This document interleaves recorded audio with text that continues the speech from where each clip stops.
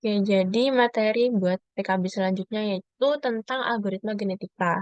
Di sini kita bakal bahas pengertian dari algoritma genetika itu apa, terus komponennya apa aja, flowchartnya gimana, dan juga contoh penerapannya itu buat apa. Oke. Jadi pertama ini pengertian dari algoritma genetika yaitu algoritma yang memanfaatkan proses seleksi alamiah yang dikenal dengan proses evolusi. Dalam proses evolusi, individu secara terus-menerus mengalami perubahan gen untuk menyesuaikan dengan lingkungan hidupnya. Jadi ini tuh prinsipnya kurang lebih sama kayak materi genetika waktu biologi SMA. Nah, kalau di dulu kan atau biologi kan itu kan ya kayak dia yang dikawin silang itu yang A besar, B kecil, B besar, kecil yang gitu-gitu terus dikawinin silang kacang apa ya dulu kacang kapri ya kalau nggak salah. Nah, itu sama konsepnya kayak ini. Jadi kan kalau yang biologi itu kan ini ya buat eh cari gen-gen unggul dari parentsnya terus nanti biar hasil kawin silangnya itu eh, mewarisi sifat-sifat unggul dari parentsnya. Nah, kalau di sini juga sama. Kalau di algoritma genetika itu intinya dia itu buat cari solusi yang paling optimal gitu dari suatu permasalahan. Terus caranya gimana? Nah, itu dengan cara dari parents-parentsnya itu diambil eh, sifat-sifat yang bagusnya aja terus diterapkan ke si childnya gitu. Terus buat sejarahnya algoritma genetika ini pertama kali itu dikembangkan oleh John Holland dari New York, Amerika Serikat yang dipublikasikan dalam bukunya yang berjudul Adaptation in Natural and Artificial System pada tahun 1975. Nah, buat algoritma genetika sendiri ini masuk ke dalam kelompok algoritma evolusioner dengan menggunakan pendekatan evolusi Darwin di bidang biologi seperti pewarisan sifat, seleksi alam, mutasi gen, dan juga kombinasi. Selanjutnya, gunanya apa sih kalau contoh di kehidupan nyata sehari-hari? Nah, ini tuh eh, cocok buat bidang yang memerlukan solusi kombinatorik seperti penjadwalan, peramalan, jarak terpendek, dan kombinasi-kombinasi lainnya. Oke, next ini komponen dari algoritma genetika, yaitu yang pertama ada populasi. Populasi ini kumpulan individu di mana setiap individu mewakili solusi potensial untuk masalah yang diberikan. Individu bisa disebut sebagai kromosom. Jadi di populasi ini tuh terdiri dari beberapa kromosom. Buat jumlahnya berapa, nah itu jumlahnya nanti ditentukan gitu. Terus terus kromosom. Nah, kromosom ini representasi dari solusi potensial. Dalam algoritma genetika, kromosom diwakili dalam bentuk kode seperti biner, integer, atau bilangan real. Jadi, kromosom ini yang yang bakal jadi solusi dari suatu permasalahan gitu. Terus buat fungsi fitness ini itu untuk mengukur seberapa baik solusi yang diwakili oleh kromosom.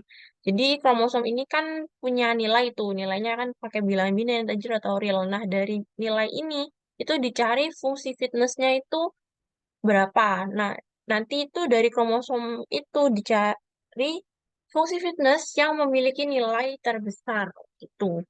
Terus habis itu ada seleksi.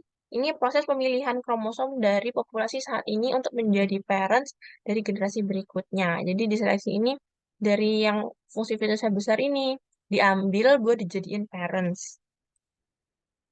Selanjutnya ada crossover. Ini proses menghasilkan kromosom anak yang baru dari dua kromosom parents. Di sini tuh kromosom parentsnya itu disilang. Jadi misal komponen komponen kromosomnya yang parent satu itu cuman diambil dua gitu terus habis itu yang kromosom kromosom dua itu untuk parents dua itu diambil cuman tiga komponen aja terus ntar dia digabung gitu. Terus mutasi ini buat modifikasi acak pada kromosom yang melibatkan perubahan kecil. Jadi dari hasil crossover ini yang udah disilang-silang tadi itu yang komponen kromosomnya udah ya diacak-acak dari parentsnya ini itu nanti masih dimutasi lagi. Jadi nilainya itu bakal digantikan dengan angka random gitu. Tapi nggak banyak, cuman mungkin sekitar 5-10% dari total kromosomnya. Oke, ini flowchart-nya itu di sini mulai dari bikin kromosomnya dulu, terus habis itu menentukan eh, populasinya tuh mau seberapa banyak kromosomnya itu, terus itu di crossover, terus dimutasi, terus itu nilai fitness tadi, terus diseleksi, terus menghasilkan populasi baru. Nah, si populasi baru ini apakah memenuhi kriteria buat penyelesaian suatu masalah gitu. Kalau misalnya dia belum memenuhi, ini bakal iteratif terus diulang-ulang-ulang sampai eh, dihasilkan penyelesaian masalah yang terbaik baru selesai. Nah, ini buat iteratifnya tuh bisa sampai banyak gitu, bisa sampai ribuan, bisa sampai puluhan. Karena ini benar-benar random angkanya nggak terarah. Kalau kayak sebelumnya tuh kan misalnya kalau pakai decision tree itu kan ada bener-bener ada parameternya sendiri ya buat nentuin step selanjutnya. Jadi kayak terarah gitu. Nah, kalau sedangkan ini tuh bener-bener pakai angka random. Jadi ya udah diulang-ulang-ulang terus gitu. Oke, selanjutnya ini contoh penerapannya. Ini contohnya tuh bisa buat nyelesain buat nyelesain persamaan. Ini ada persamaan A plus 2B plus 3C plus 4D sama dengan 30. Contoh lainnya itu ini juga bisa buat nyelesain misal ada graf terus mau dicari rute pak paling optimalnya itu lewatnya apa itu bisa juga pakai kayak algoritma genetika ini. Terus juga bisa misal ada grafik nih buat cari titik optimumnya itu di mana itu juga bisa pakai ini. Oke, lanjut. Jadi yang pertama kita perlu cari fungsi objektifnya dulu. Ini kan tadi ini persamaannya. So, kita ubah dalam bentuk fungsi gitu. Gimana caranya? Ya udah tinggal ini 30-nya pindah ke kiri. Jadi negatif. Tuh, terus kita kasih batas dari nilai-nilai variabel A, B, C, D-nya ini. Soalnya kan kalau nggak dikasih batas, nanti bakal banyak banget kan kemungkinan-kemungkinan persamaannya gitu. Jadi perlu dibatasi biar nanti iteratifnya juga nggak banyak. Jadi di sini misal dibatasi itu 30 buat batas nilai variabelnya. Terus kita bikin eh, kromosomnya. Nah, di sini tuh dibatasin gitu. Kromosomnya apa pakai 6. Nah, kemudian isi dari kromosomnya itu adalah eh, variabel dari yang ada di fungsinya ini gitu. Jadi isinya A, B, C, D. Kemudian untuk nilai dari A, B, C, D-nya ini itu pakai random, angka random yang di Python tuh, yang di pertemuan sebelum-sebelumnya kan udah pernah ya. Nah, pakai itu. Jadi ini real angka random semua. Selanjutnya itu kita perlu mencari nilai dari setiap fungsi objektifnya. Jadi eh, dari dari hasil angka random ini tadi dimasukin ke dalam rumus fungsinya gitu. Tadi kan ini misal 12, 5, 2, 3, 8. Tadi kan A plus 2B plus 3C plus 4D min 30. Terus dimasukin ini.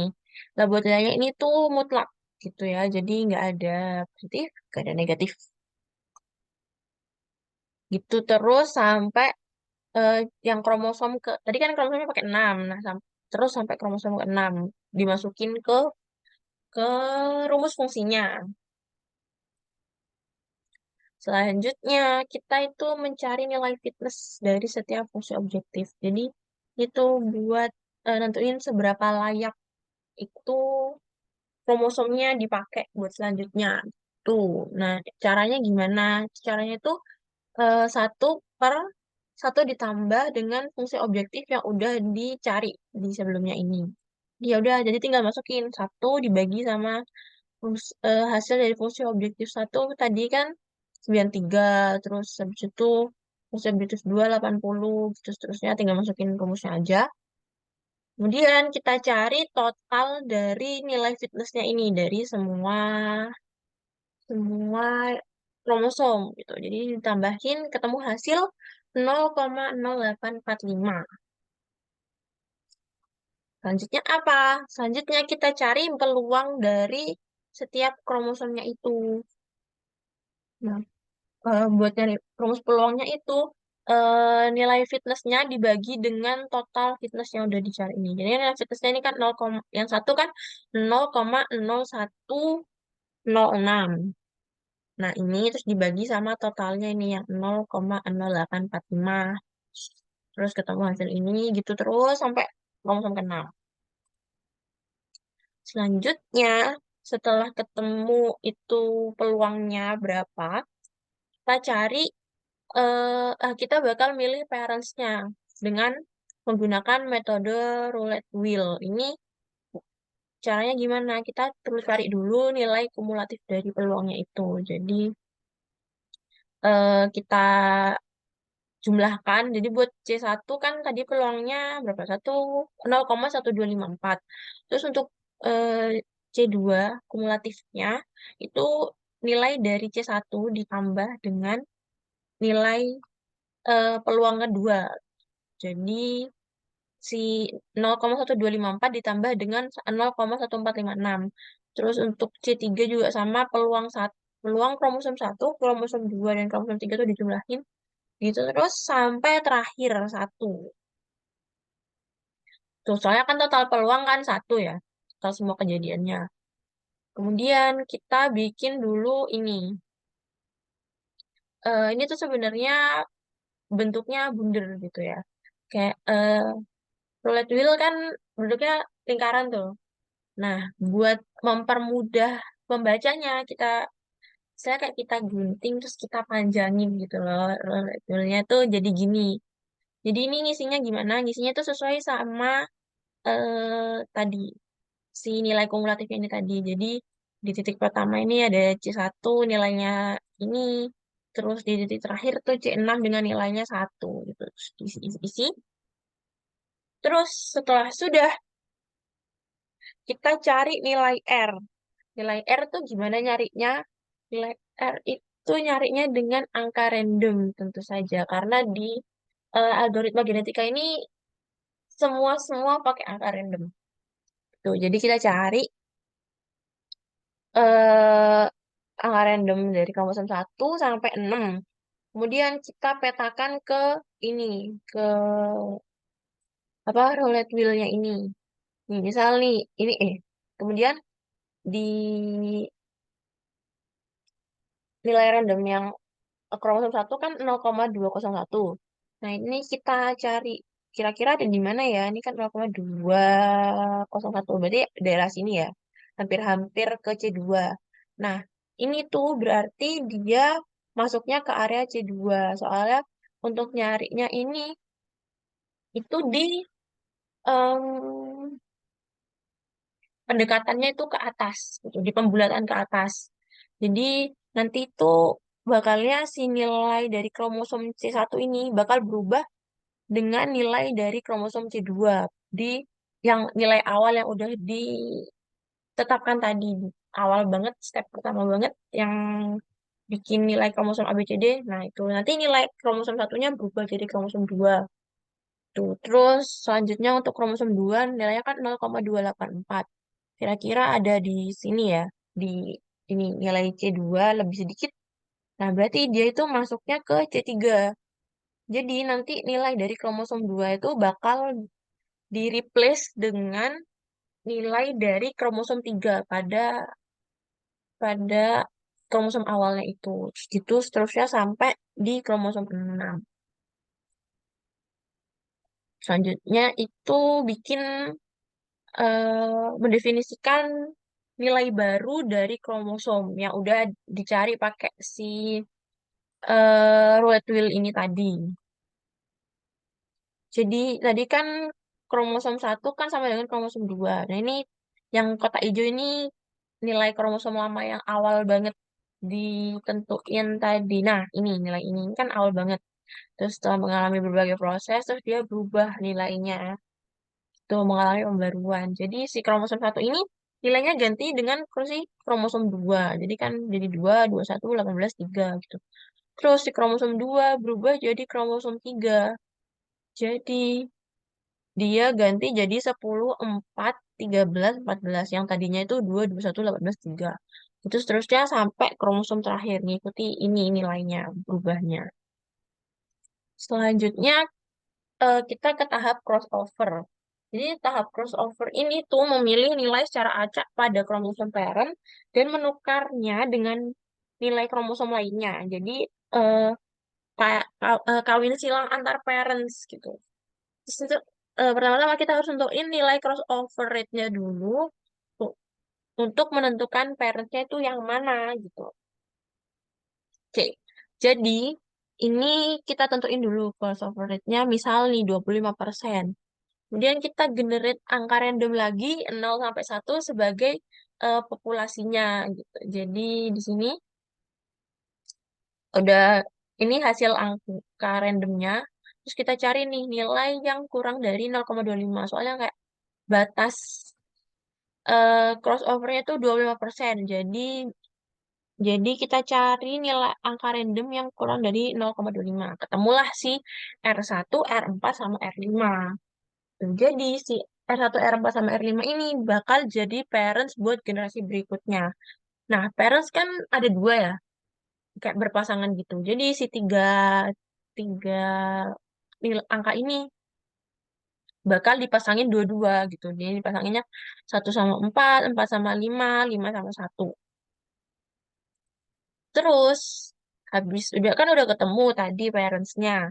Selanjutnya itu kita tentuin posisi yang bakal di crossover ya, eh yang bakal ditukar posisinya tuh di sebelah mana. Malah kan di kromosomnya ini kan ada 4 nilai gitu, ada A, B, C, D. Nah, mau di yang mana itu? Nah, itu cara tentunya gimana? Kembali lagi kita akan menggenerate angka random ya.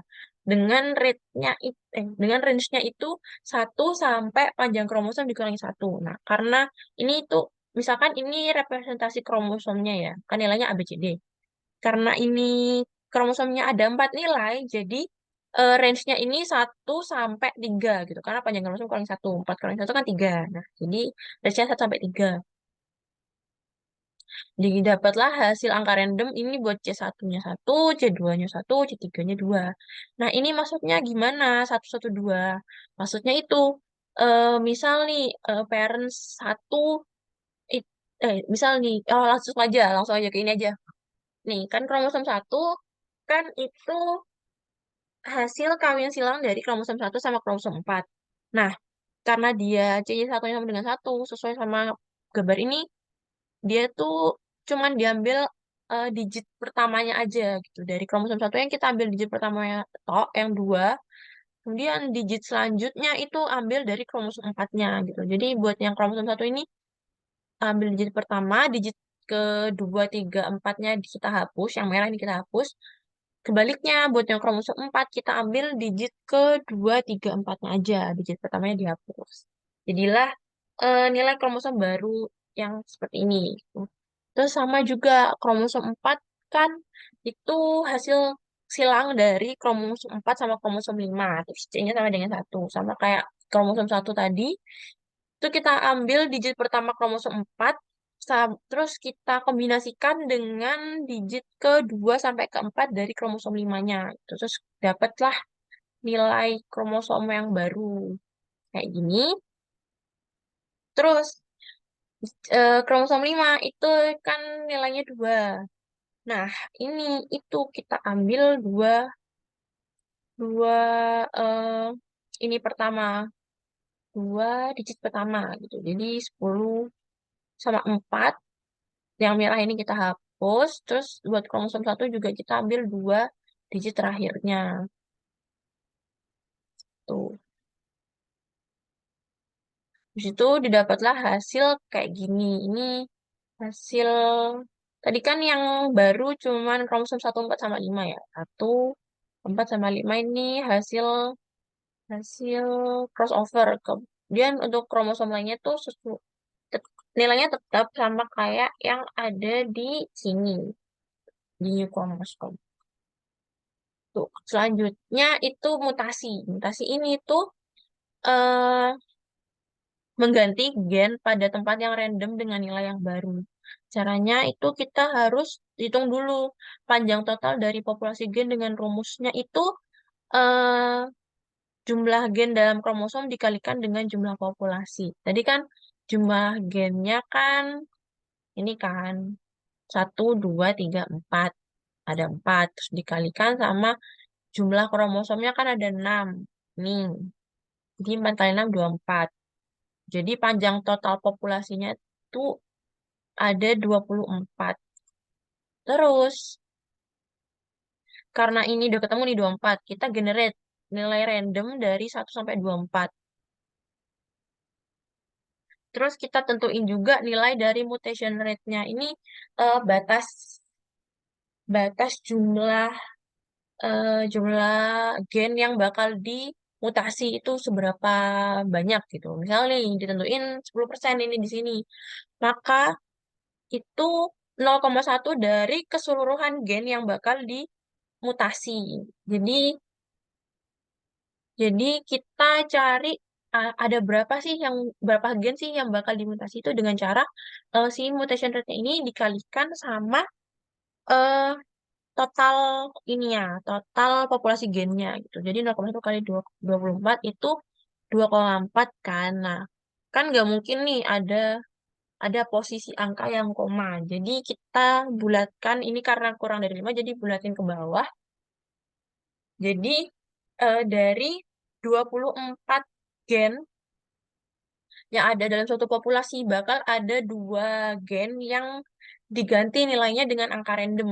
Angka randomnya ini dari angka 1 sampai 24. Habis itu ini digenerate kan.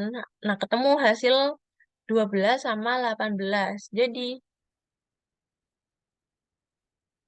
Jadi kita ganti dari kita hitung dulu eh, si kita hitung gennya itu yang posisinya itu 12 itu di sebelah mana gitu. Jadi itu kayak 1, 2, 3, 4, 6, 7, 8, 9, 10, 11, 12. Oh, oke. Gen yang posisinya di angka 12 itu kromosom 3 terus nilainya 8. Terus yang posisi 18 di mana? Ini kan 12 tadi. 13, 14, 15, 16, 17, 18. Jadi di sini yang merah-merah ini posisi yang bakal diganti. Di situ kita gantinya dengan apa? Dengan angka random kembali ya. Angka randomnya ini range-nya 1 sampai 30 karena tadi di awal kan ketentuan gen di kromosomnya itu kan maksimal 30 di yang awal banget tadi. Nah, kita random tuh dapat angka 2 sama 5. Jadi si 8 sama 4 ini di replace sama 2 sama 5 ini. Tuh. Oke, sekian materi tentang algoritma genetika. Kurang lebihnya mohon maaf. Terima kasih.